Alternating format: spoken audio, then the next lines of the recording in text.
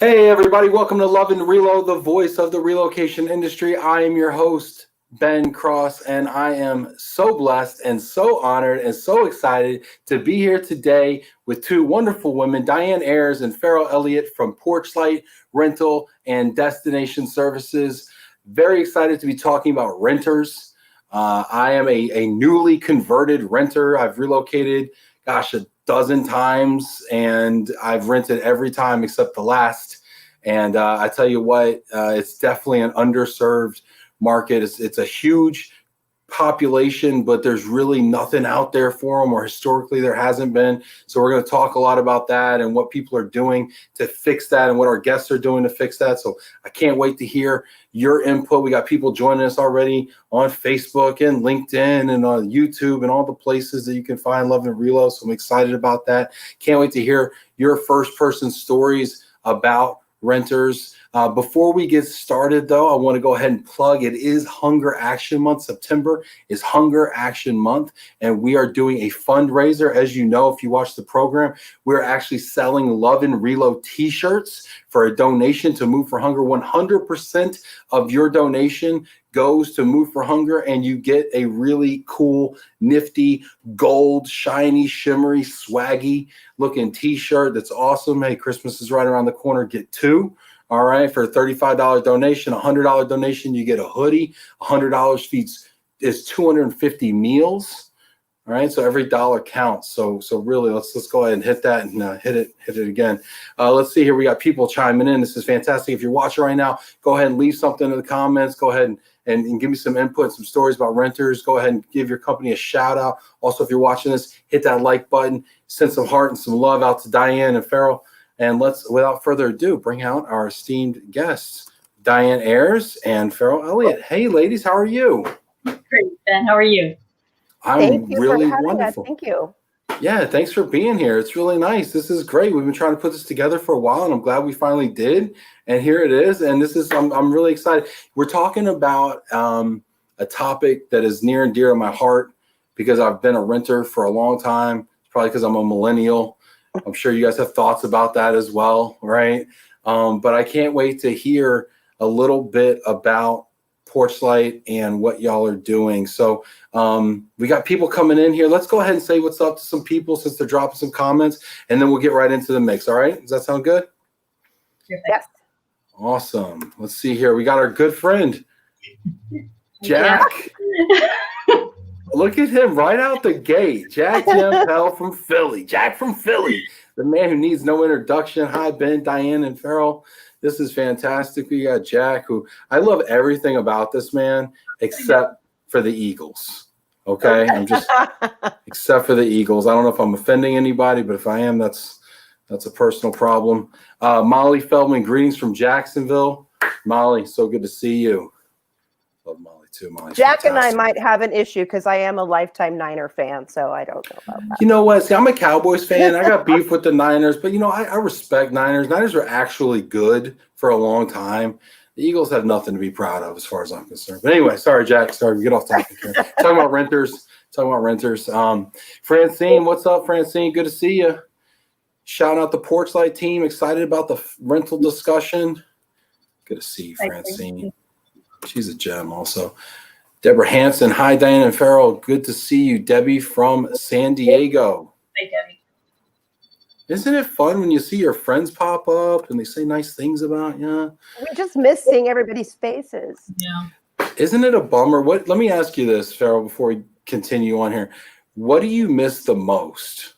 Oh, gosh. When I first started in this role with PorchLight, it was so exciting because I got to, and I got to travel, and I got to see people that, believe it or not, I had worked with years and years ago, and start reestablishing relationships. And I really miss that. I do miss that. I do miss the face-to-face contact.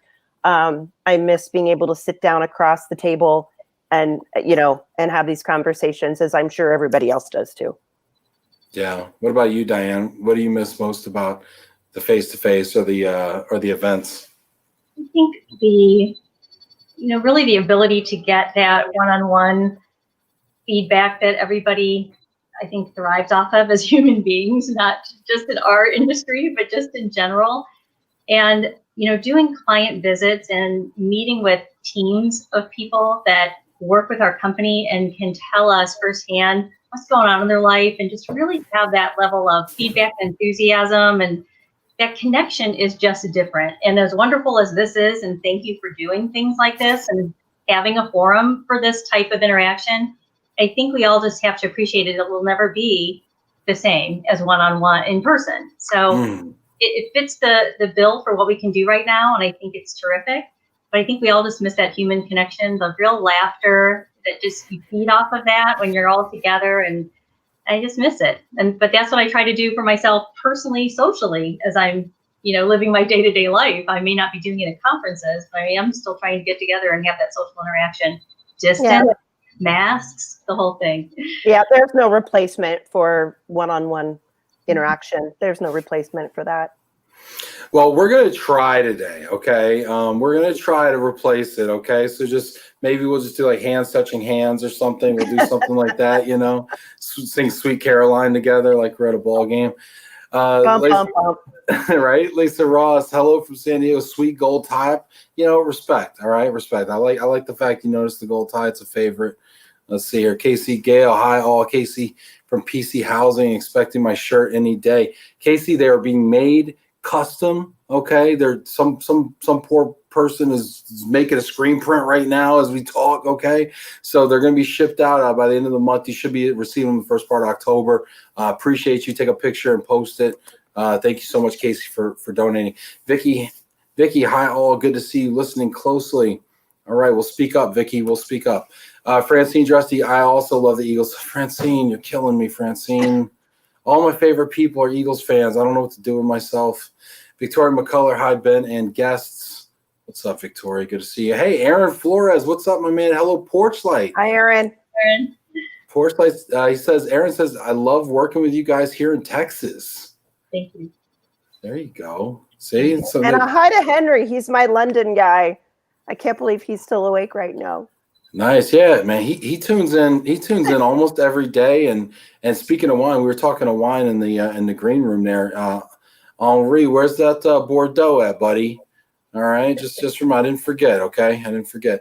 Janaína, hey Francine from Brazil, love it. Jenny Holler, what's up, Jenny? Man, Jenny never comes around. This is great. I got all my buddies here. Hey, Love and Real people sending love from Brazil. Janaína, Lynn Greenberg checking in from New York Pivot app. Janaína, tell your mom to tune in. Where's she at? Francine Drusty, majority of my background comes from the rental side. I managed apartment community sales and operations team. I loved working with people that were relocating, building relationships, helping them transition to their new community and city.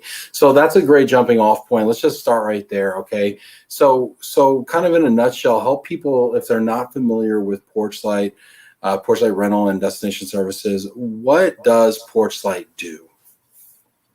We provide the local area insights, the credible resources, the ability for customers to have the rental options they need qualified to their needs, and helping them really understand their new market, really helping them acclimate more quickly, understand where their lifestyle match is in the new location that they're moving to. We provide that peace of mind, risk mitigation, so that when they're signing a lease, they know what they're signing. So it's all packaged together to really give them a terrific transition to their new location. Help me understand that, because you said risk mitigation, okay? And I've signed a lot of rental leases in my day, okay? What does risk mitigation involve? It involves understanding the lease that you're going to sign. So I never read it. Why? Yeah. What am I missing? What am I missing? And there's a lot of new things going on now where people are putting their names on properties that they don't own, and people are getting into leases with somebody that really doesn't even exist.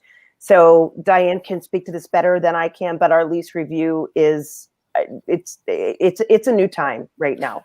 What does that mean? Because I've heard some of these like scams where people think that they're renting or buying a house from somebody, and it turns out the person they bought it from didn't even own it. How does something like that even happen? Well, in our case, they're not buying homes. So you can pose as the landlord of a home and rent it. So they'll advertise the home, and give you different contact information, ask you to send security deposit or money to hold a spot, basically, because they have so many applications that they're getting. And so they get people to actually turn over money just to get a viewing. And in that case, the property never existed for rent and somebody took your money.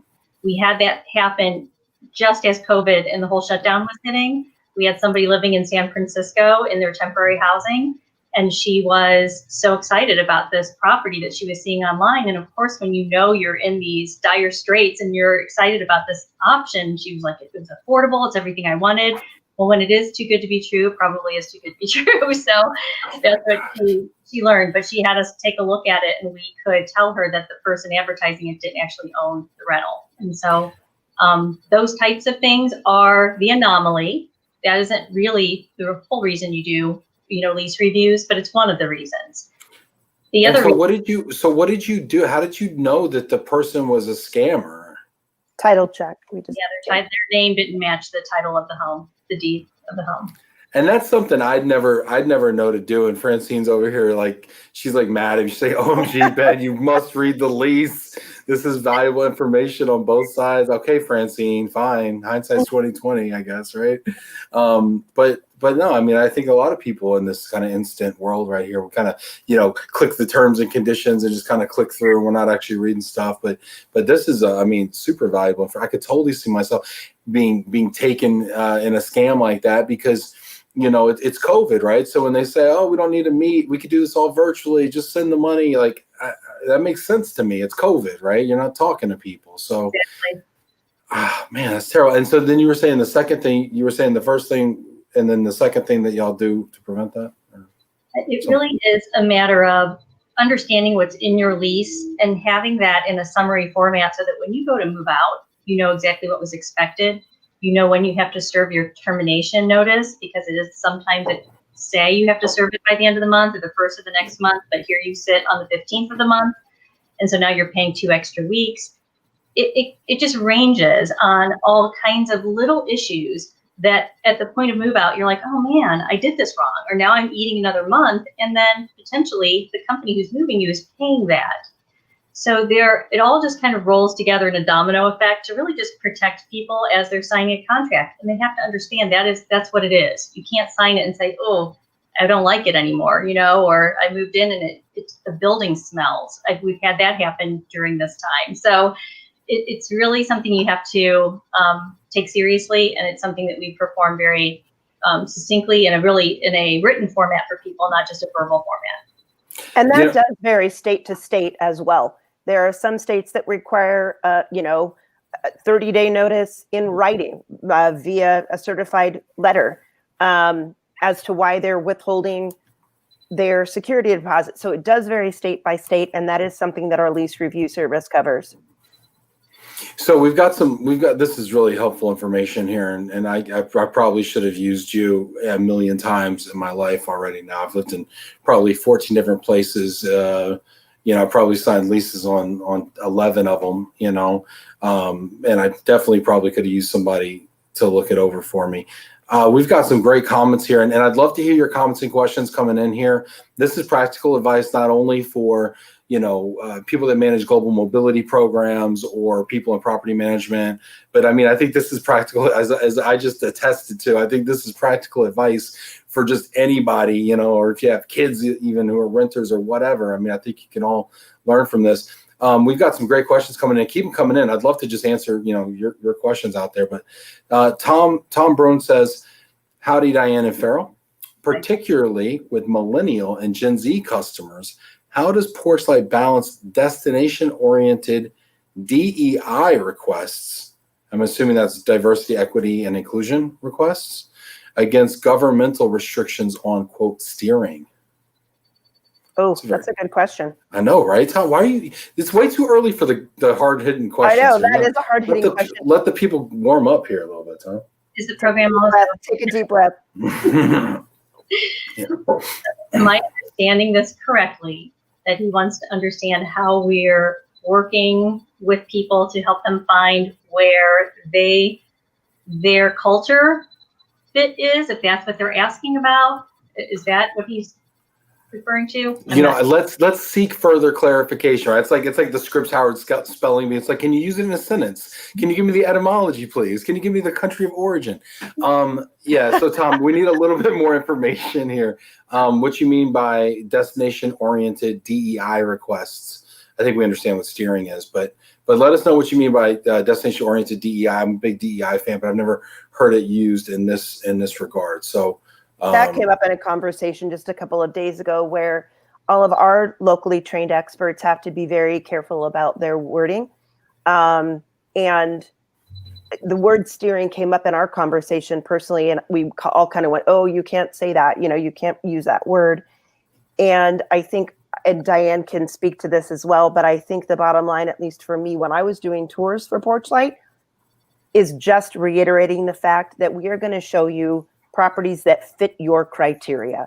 And at the end of the day, the decision about where you move and where you go, it's your decision, but we will take to heart, what's important to you and where you want to be. Yeah, seems like a sticky wicket. Let's see if we can get some clarification from old Tom there and see what he comes back with.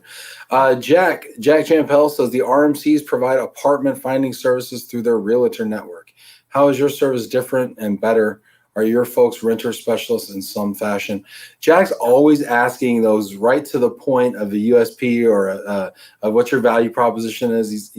Jack, you asked some really, really great questions. I'm glad I don't have to answer them. Diane and Farrell, would you care to take a swing at Jack's question? Go ahead. I just read questions, okay, and drink coffee. You go ahead, right? The audience does all the work. So, terrific question. A lot of the relocation management companies will use real estate agents for their rental finding tours. And you know what? They're fantastic. We use our broker network as well. And I know a number of them are on with us today. And I thank you for that. I know Vicki Hamp, for example, and I have had conversations over the years about how we work together to provide rental tours. And we do need licensed real estate agents to help us with this. That's our model. It's a little different than other models that just use consultants that are not licensed. We believe in this model because of a lot of things, but just the insurance protocols that go with it is really helpful. Licensed real estate agents are trained in relocation very often, and that's an important element for home buyers. So I would think that would also be relevant for renters. And what we do is we work with those broker networks. We identify agents that work with PorchLight, and we work to either provide deeper training because we're working with them with a lot of regularity, or we're managing them if it's not something that we work with on a regular basis. PorchLight is involved at a management setting expectation level, and then we provide the consistency of what that transferee needs as they're looking for their rental. So there are some basic elements of conversation that have to take place around pets, around maybe credit issues that somebody has, maybe the schools that they're looking for.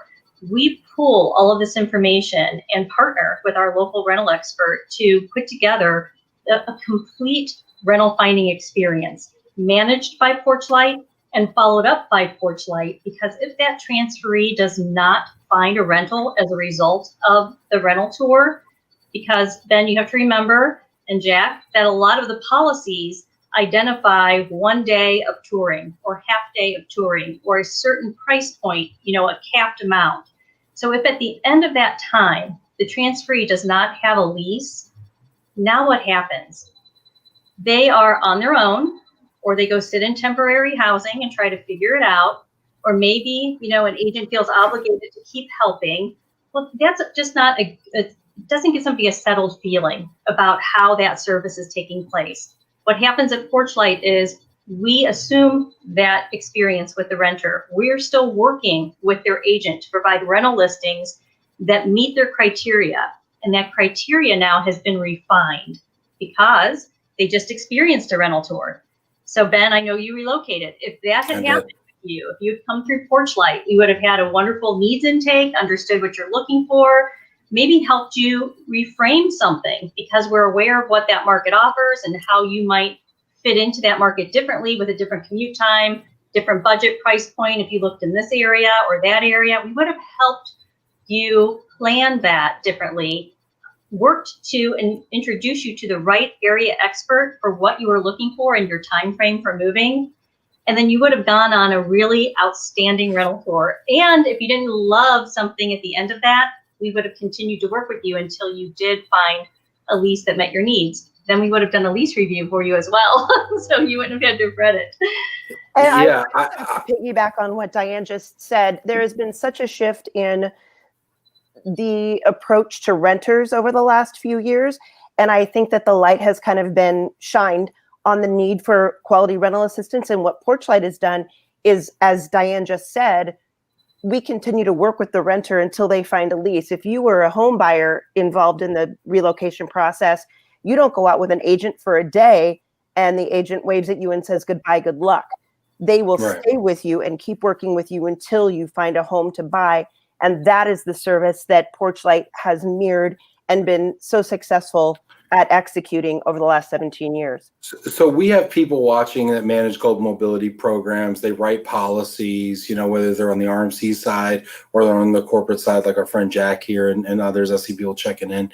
You know, what is your advice to them around policy and benefit? You know, what is the appropriate amount of benefit? You know, you described a half day, a full day.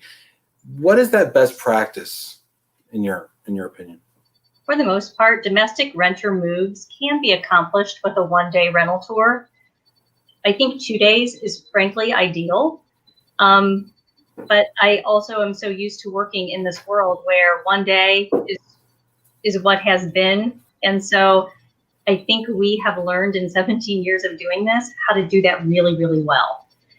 And then again, if we don't find that rental at the end of the tour, we have the mechanisms in place, our own internal department working in partnership with our agents to make sure we are supporting that transferee.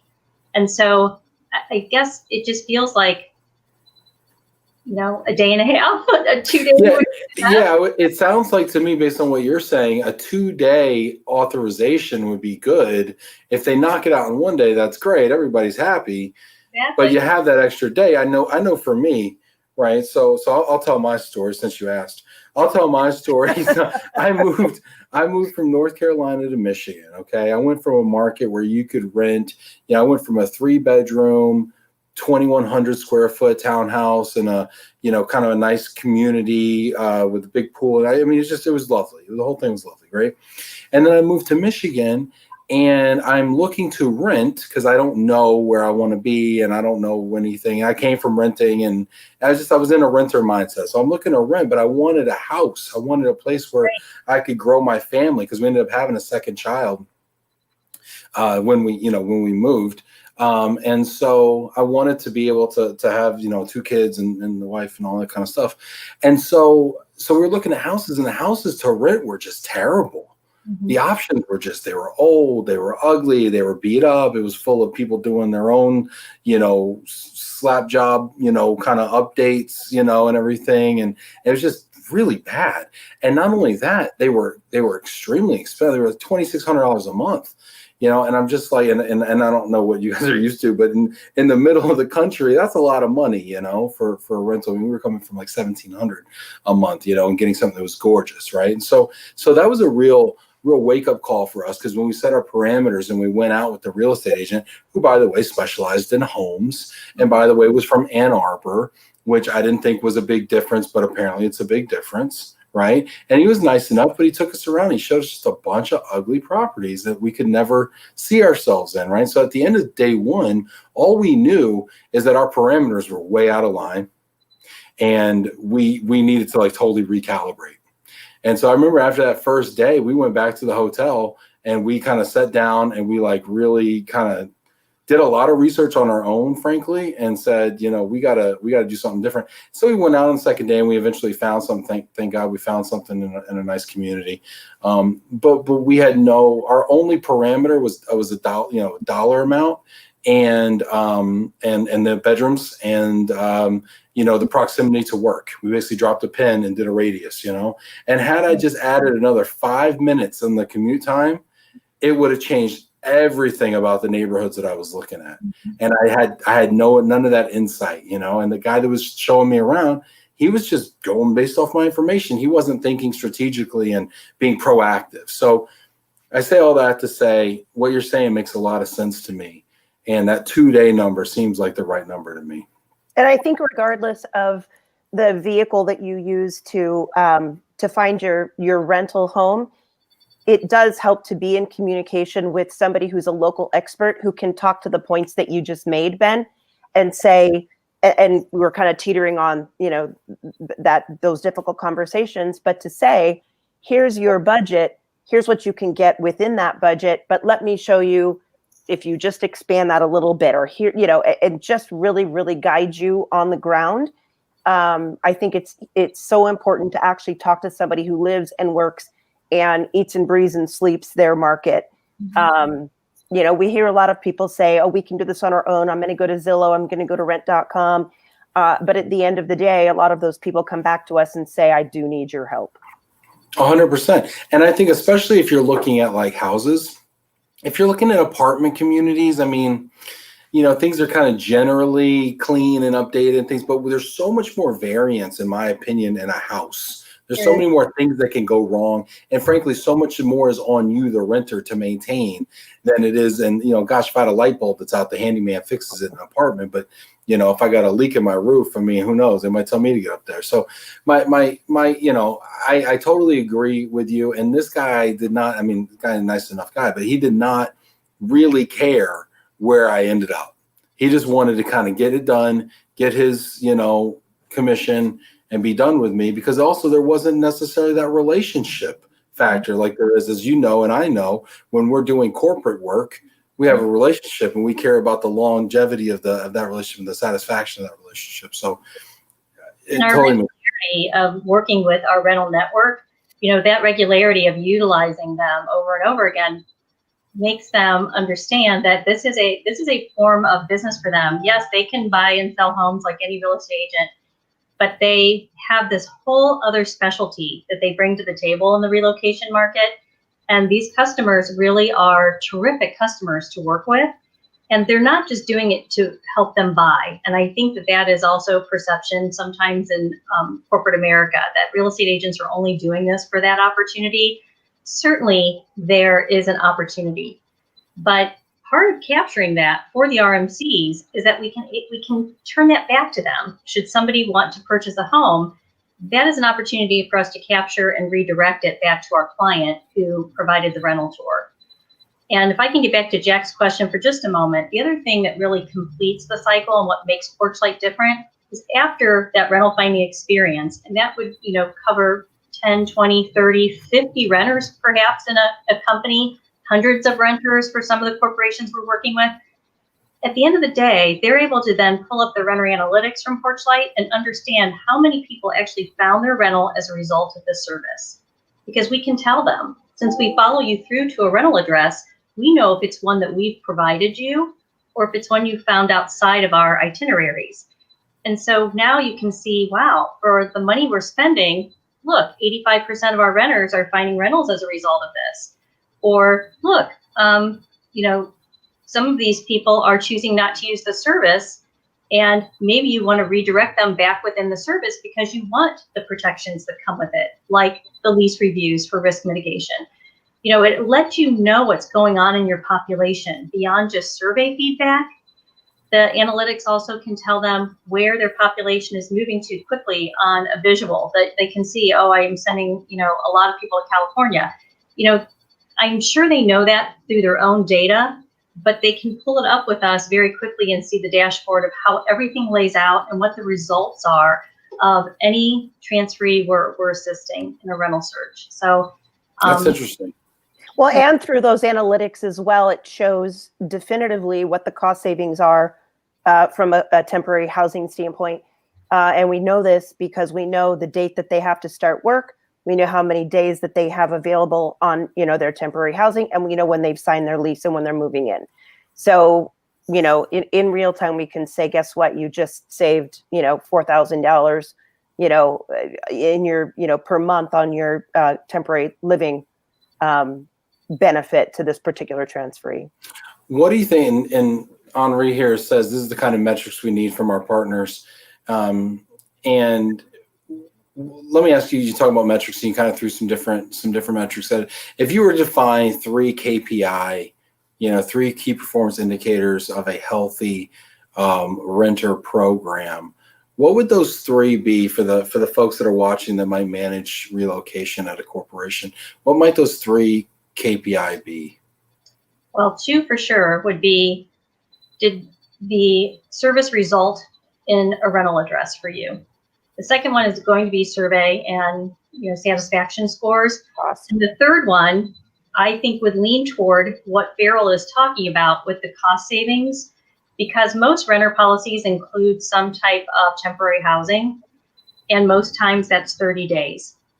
So if we are able to demonstrate that when you involve our service, that we are actually able to reduce time needed in lodging, then that really more than pays for itself.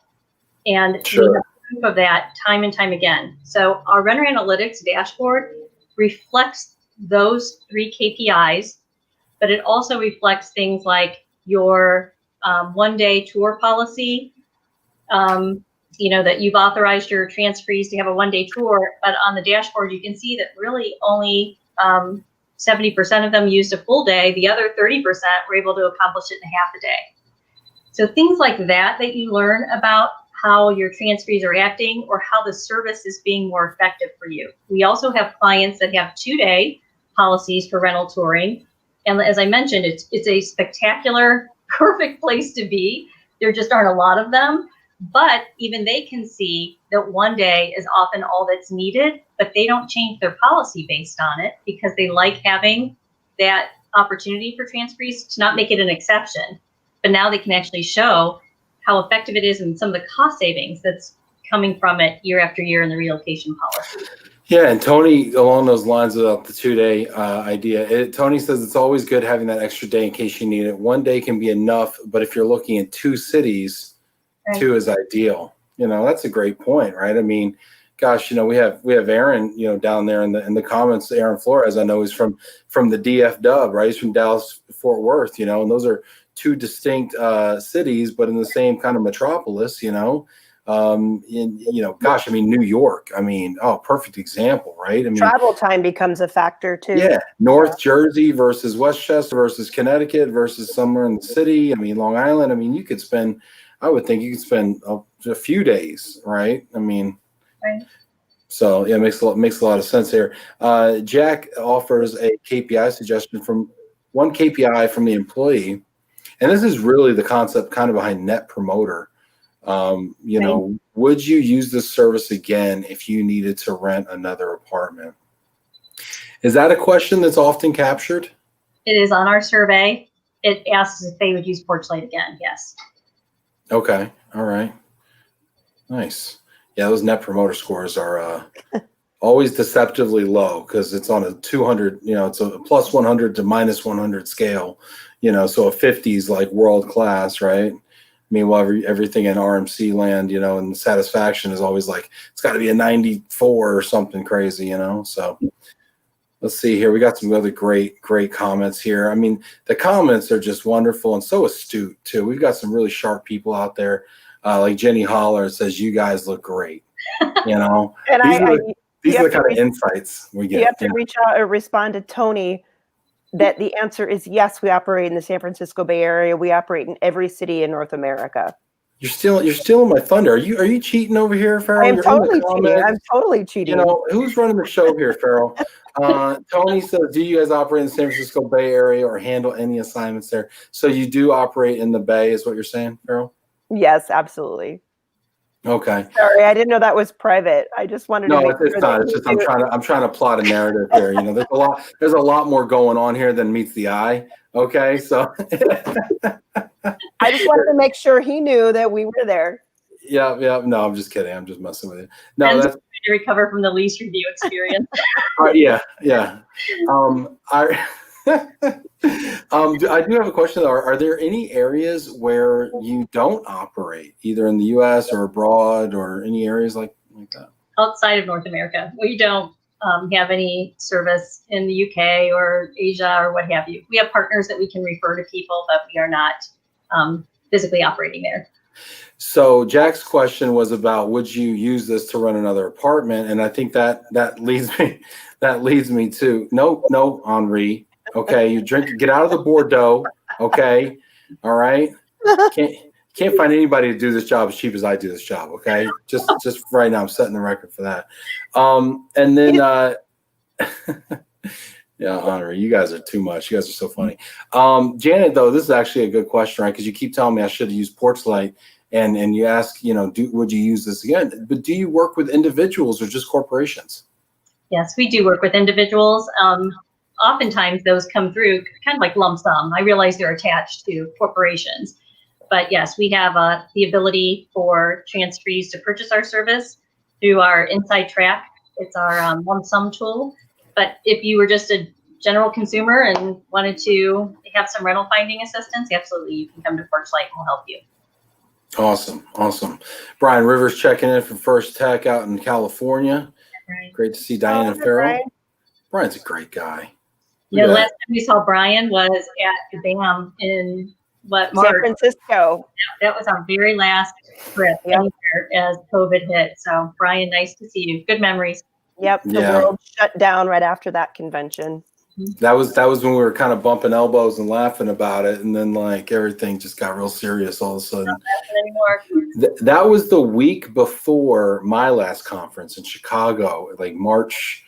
It was the week before St. Patty's Day, so it was like March 17th or something like that. Yeah. And I remember the band folks were touching elbows and touching feet and doing stuff, and it was kind of funny. And then we were in Chicago. We're movers, so we're always behind the times, and we're just like forgetting, shaking hands, hugging, a couple of pops, later.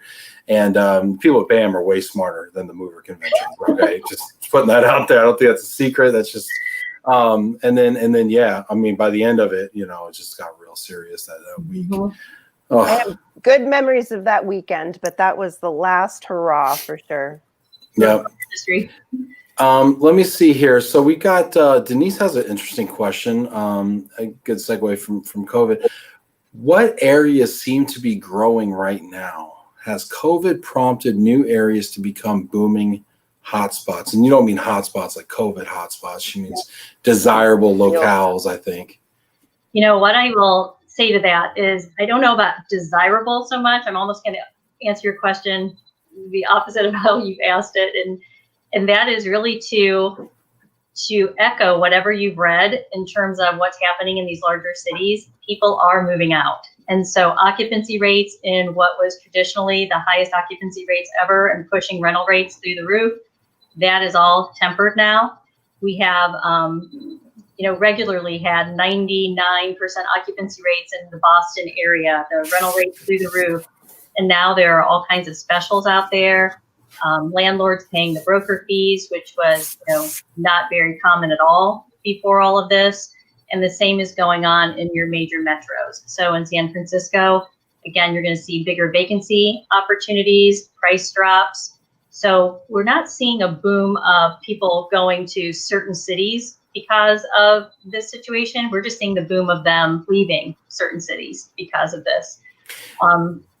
So cities like New York, San Francisco, right? Let's use the two probably hottest rental markets in the country, or traditionally hottest rental markets in the country. What would you estimate? I'm not going to hold you to this number. Nobody's watching this. What would you estimate the decline in the rental rate per unit to be? Like if you were to look at June of 19 versus June of 2020, the heart of kind of COVID craziness, going on in those cities. What would you estimate? Just ballpark me, just out of curiosity. What do you think the difference in the rental rates would have been on average?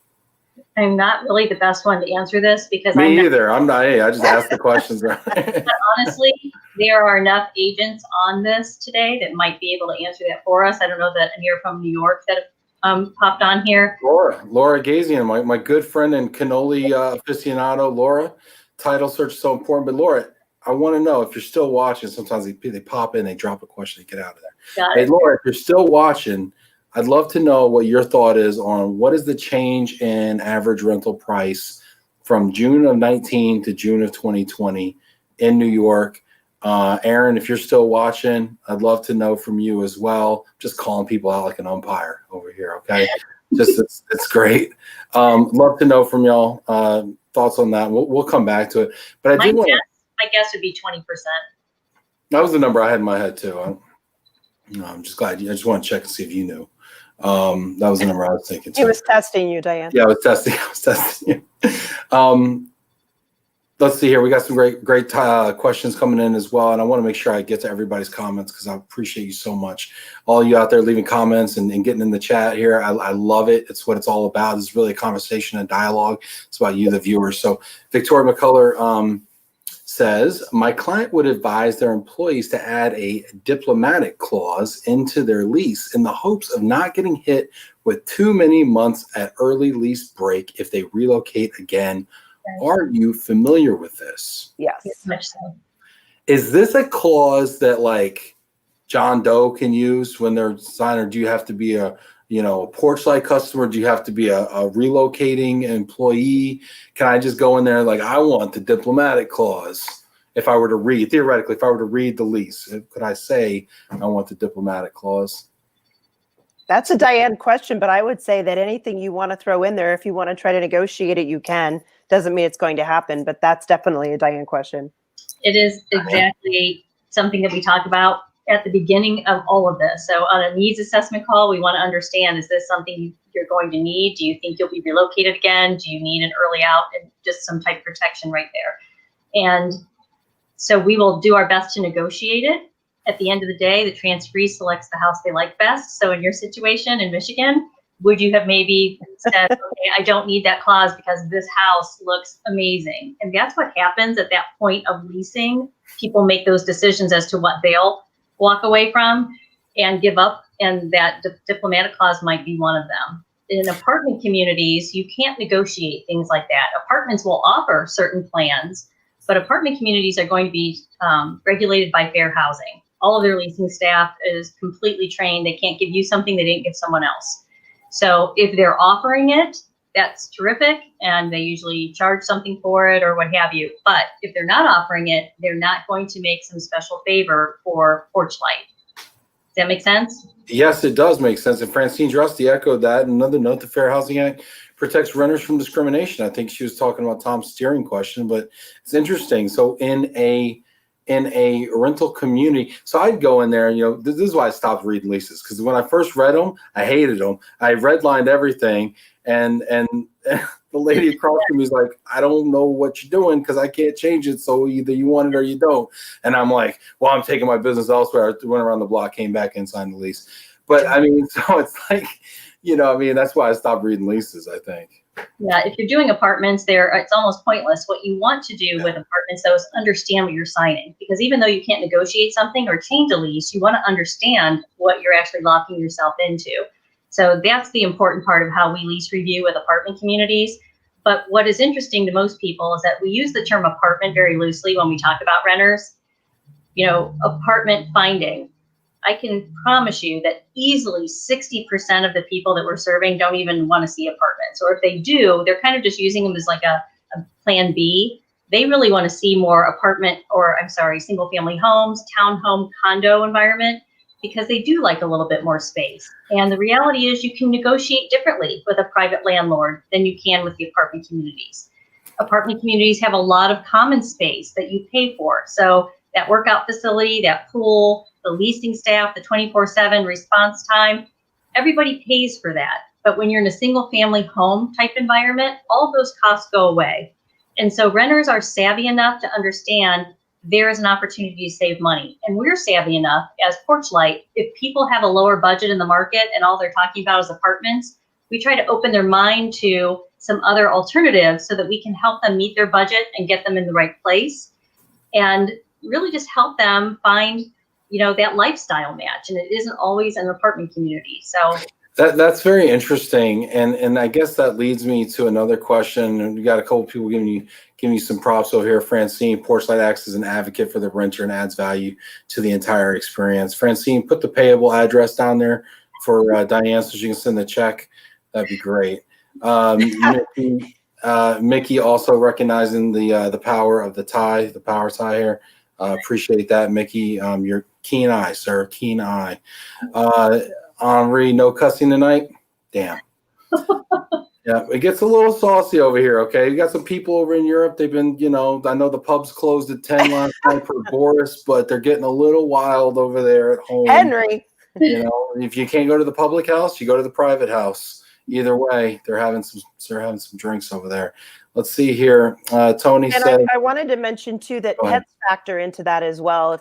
And we're finding more and more people have not only one pet but multiple pets, and sometimes not the most desirable pets, and that can be restrictive when it comes to an apartment community. But sometimes that can be negotiated if you're talking to a private landlord.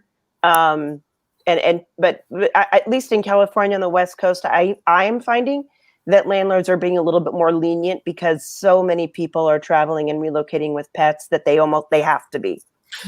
So that brings me to a question I have here. So how have you seen the clientele morph over the years, right? I mean, you've been doing this for a while. Diane, how long has PorchLight been around? 17 years. 17 years. So you have a really nice kind of bird's eye view of what's going on here. How has the clientele changed over the last 17 years? When we started PorchLight, we were moving more people who were your traditional renter, and what the industry would have coined the traditional renter, that younger person, maybe their first or second move, maybe a couple, married or not, and looking more for that apartment type dwelling. But we found out very early on at PorchLight, and I mean within the first year, that over 50% of the people that were moving did not want apartments. And we started PorchLight with the thought that most would want apartments. That was our background. As the founders of the organization, that's what we knew with that corporate housing industry and all the apartments we worked with all over the country. So we learned very quickly that people wanted something different, and they wanted to see that single family environment, that privately owned rental. And so that changed right away. And then, as Farrell said, they went from not really moving pets so much to moving a pet, moving a dog or a cat. And literally in the last 5-6 years, maybe, it's multiple pets, and I mean multiple. Carrying case. Yeah, and really,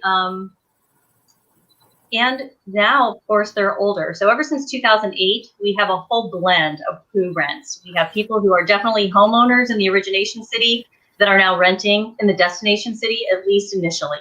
And I do believe, a good 50% of them probably are home buyers within that second year, but they're trying to feel out the environment.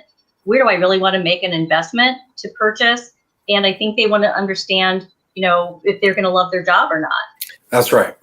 That's what happened to me. I bought after 2 years, right? Because I wanted to say, hey, is this legit? I've never been to Michigan. I want to make sure my family fits here and we're all good here. Is the job what I think it is? Because that can, you never know, right? And then I want to take a look around and see, okay, where's the amenities that I want to be close to? Right. The church, the restaurants, the whatever. And so that's what we did. And so that brings in the element of schools, because then you have families who have children and they want to be able to have them in the right schools. And so they need to rent where they can be happy buying, because they don't want to change schools if they can help that. So it really is a good transitional service. Basically, what we're providing is to really help them understand where they want to live, especially when children are involved, so that they don't have to pull them from school to school. So this is all interesting. We got people coming in here in the comments, and they're answering the questions we've kind of challenged them with here. Let's see here. Oh, gosh, we've got so many. This is great. So people are giving us the answers here on, first of all, the question of what is the change in the pricing. Francine is saying 15 to 20%. Aaron Flores in Dallas. So Francine's in St. Louis. Aaron Flores is in Dallas. Says for sure over 15%, close to 20% for Dallas. Longer lease terms to recoup the upfront concessions. That's interesting. He says a lot of 14 and 15-month leases, but you may get up to 8 weeks free. Isn't that interesting? So a 14-month lease with 8 weeks free is 12 months. Okay, sure. That's interesting. Tony's talking about I think Tony's talking about the diplomatic clause. Done many of those with Chevron was mandatory in their leases. some landlords hesitated, but once I explained, they would feel comfortable. I can understand why a company would make that mandatory, because to say, hey, I'm moving Jane Doe here to Cleveland today, but I might move her to Houston, in 6 months or 8 months, and I don't want my moving her there and her signing a lease with you to get in the way of my relocating her in the future, and nor do I want to pay for it, right? And if they are mandatory, we absolutely make sure that that's what they're signing. We have to follow the mandate of the company. So if they are mandating that they have a diplomatic clause, that's what we will do. Tony also says 5 to 10% less. And I think he's in the Bay, if I recall. Mm-hmm. Okay, awesome. Very interesting. This is great. I love when we can just crowdsource stuff like immediately and just come back with like answers from experts. It's like so bizarre, Like, and that's one thing that's better than a conference, because I wouldn't go to BAM and I wouldn't just be like, I have a question, what did stand on the table? I have a question real quick. What have rents changed in your market over the last, year, right? And like people would not be conferences with you, you would do that. I mean, maybe like not in the beginning, not in the first hour. Okay. Let's just say that. That's funny. The hour time. Yeah, exactly. You're so funny. But no, I mean, talking about the clientele as well. I mean, there's a big talk about the, I've been trying to coin the term resuburbanization of America, right? The flight from cities, whatever you want to call it, the ruralizing. I mean, some people are really getting out there in the woods, but how are you handling, that? And is that affecting the way you do business? I got to think it's harder to meet those types of requirements. Actually, that's almost how we started our business. Yeah, I was going to say no, but really? Yeah, when we started PorchLight 17 years ago, you guys have to put your head back there for those of you who are old enough.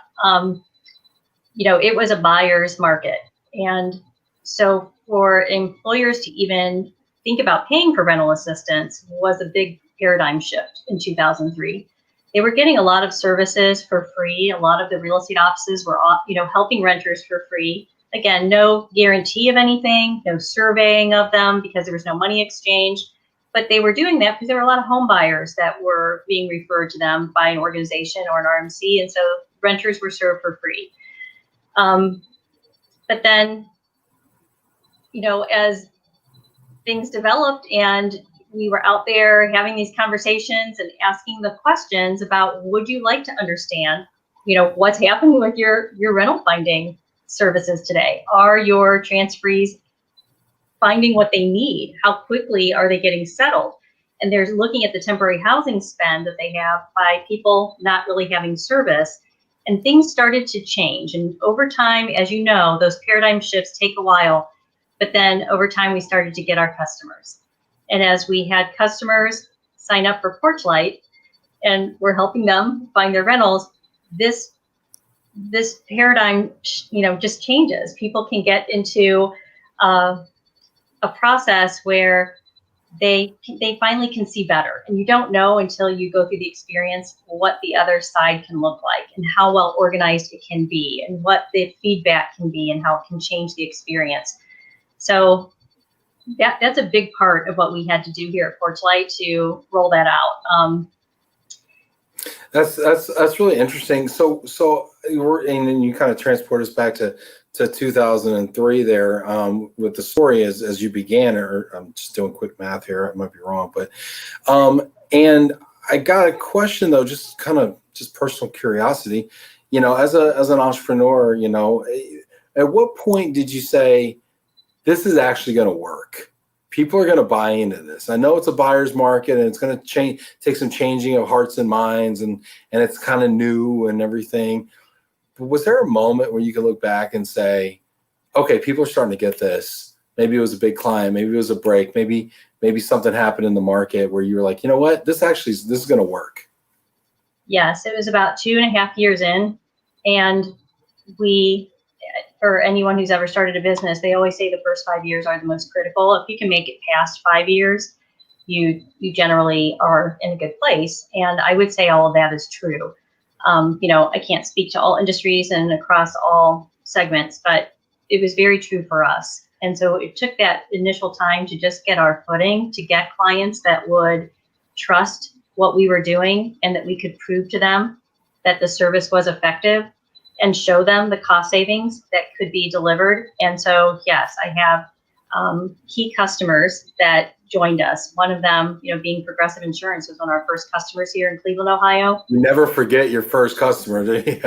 You don't, not when you are trying to make payroll. And they were fantastic. Pat Marone was our contact. She has since retired years and years ago, but she was tough to crack because she, came back to me with, our renters are very resourceful, and how we can kind of move around, just really addressing the issue though, and really digging into what do they need to be happy and find the home, and eventually having those conversations. And so if we could prove to them that we could save them money, that's how PorchLight got a chance. And so we started doing that with the RentLink service. And so as we were talking about in 2003, how we first cut our teeth, it's because Progressive Insurance would give us those difficult markets to go to where, their real estate offices didn't serve, where they were sending their regularity of home buyers to brokerages to help them with their renters.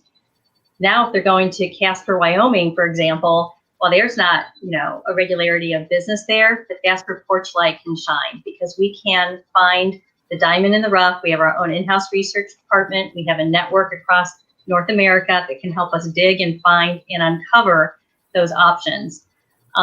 In fact, we just helped a lot of people in a disaster situation in Lake Charles. And in that situation, you're not going to do rental tours. That's not going to be effective for anybody. What they need is a real resource to crowd gather those apartment options, the single family home options, any rental options that people can move into in that disaster situation. We were able to find 55 rental options over 3 weeks. We were able to continue to add to our portal so that people in that crisis situation could access that information and be able to make a move. Yeah, that's a great story. You should really try out PorchLight Rentals, the Casper, Wyoming solution. You might find a niche there that you never even knew existed. We could advertise on the back of shopping carts. Yeah, there you go. At the Kroger, you just put it right on the side of the Albertsons. Yeah. Like any business, when you're trying to get business from someone, for example, your client's going to give you the most challenging situation potentially. They do. They always start with a Utah to Idaho, and I'm like, oh yeah, because that's what I told you we do really well. So that makes a lot of sense that you would do that. No, but you take it and you make it work, right? Yep. Speaking of the story that you just provided about Lake Charles, for instance, Janet actually has a really good question here. She says, how can investors who own rental properties find you? That is a good question. And sometimes we get our clients that toss that over to us and say, hey, I have this person who would love to rent their home. And that's really not what PorchLight does. We don't hold any inventory. There's nothing about our service that is biased toward any inventory we're aware of. What we do is look for what meets the criteria of the transferee, and we always look at the freshly advertised opportunities. But what I do offer clients with those types of questions are any of our local rental experts who would be interested in listing the home for someone. I'll put you in touch with resources, but we are not the best one. We serve North America. So for the opportunity that we might have just the renter for just that situation is right. Right. You're not taking a 3-bedroom in Casper, Wyoming, waiting for Progressive to call and some. Yeah, no, I get it.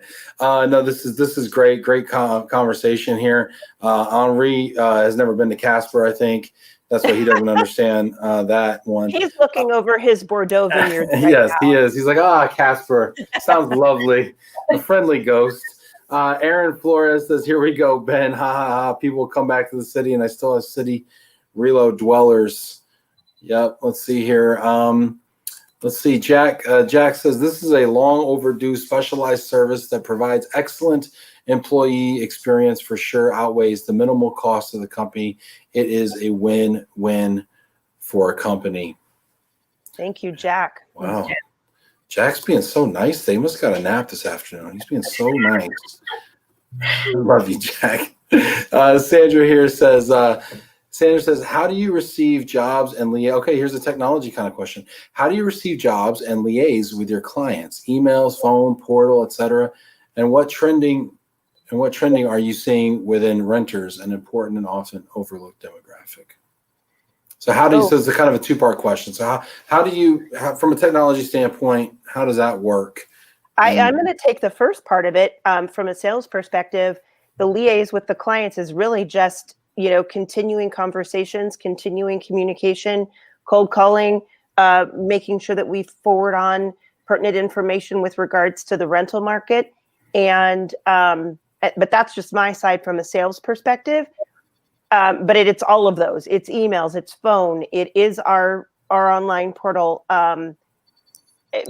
Past that, I'll give it to Diane, but really it's the traditional, from my perspective, sales tactics, which is what we're all using. And I think where Sandra's going here, because I know Sandra's company, Enterprise Database Corporation, specializes in kind of connectivity and interoperability problems and solving those types of problems through APIs, EDIs, and things like that. So I have a feeling that she's probably going there, like, how are you connecting with probably your supply chain as well as your customers? Oh, okay. Is it customer facing portals, operation only portals? How do you work? Because it sounds like you have a pretty vast supply chain and partner network. Yes, we do much of our communication via emails with our supplier network. There's a portal that they access as well. And then we receive our authorizations or our service from our clients via email in an encrypted format.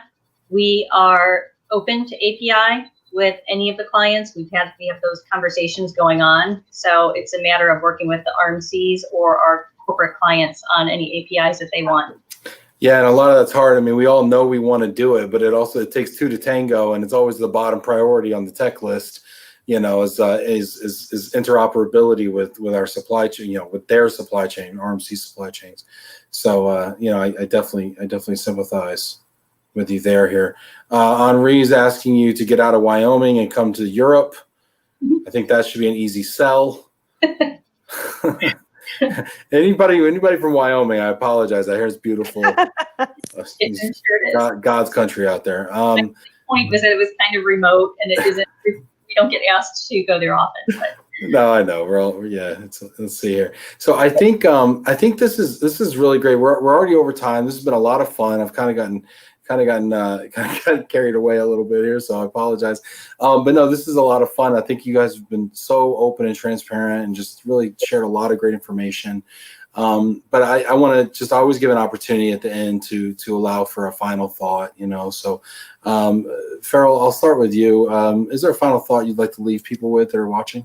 Yeah, I would like to throw out a thank you to just the relocation community for the support and for acknowledging the fact that renters are just as important as buyers, and acknowledging that we have a solution PorchLight has created and been incredibly successful with. They have the same needs and concerns as somebody purchasing a house, and I would throw out a thank you to everybody that's acknowledging that, and just appreciate the continued support. Thank you, Farrell. Diane? I would really echo that. I think Farrell summed it up beautifully. I'd like to thank you for having a forum like this for people to gather and converse. And I love your fundraiser. I didn't know you were doing it, so I'm going to be a donor. And I appreciate any of the advocacy that comes across, the wire. Jack, we always appreciate what you do to raise the awareness around renters.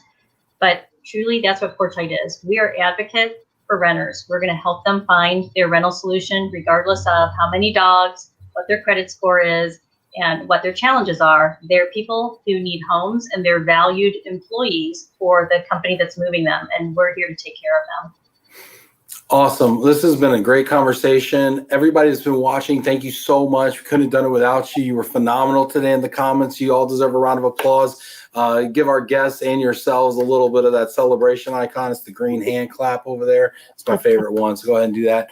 Also, tomorrow, special note, we are talking to someone from France tomorrow. So we will be on an hour earlier, scratch everything I just said after France.